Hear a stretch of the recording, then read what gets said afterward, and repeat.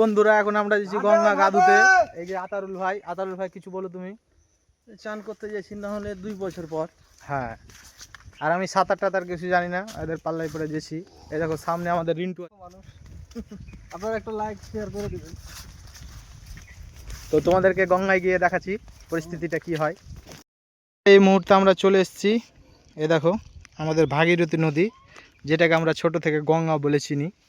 তো যাই হোক, রিন্টু রেডি হচ্ছে, এদিকে আতারুল ভাইও রেডি হচ্ছে। আর আমি সাঁতার জানি না, তো ওদের পরিস্থিতি দেখে নামবো, দেখা যাক কি হয়। মারো রিন্টু, লাফ মারো। কিরকম ঢাল না খাদ? আরে সারা ঢোল পুতা থাকে, ঢোলের খুঁচা থাকে রে কাপা।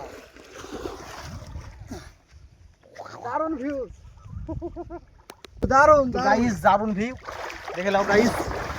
এই দেখো প্রচুর দারুণ ভিউ একটা। এই দেখো, আমার এত দূরই ক্ষমতা, আর বেশি দূর যেতে পারবো না আমি। তুমি দূরে যেও না, সাঁতার জানো না, তুমি দূরে যেও না। ও কোন ভাবে না গলা পর্যন্ত নামবে না। তোরে আরে নম্বর আসছে।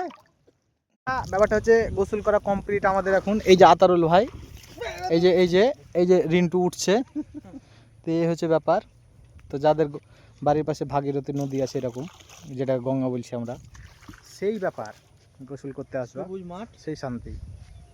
সবুজ মাঠ।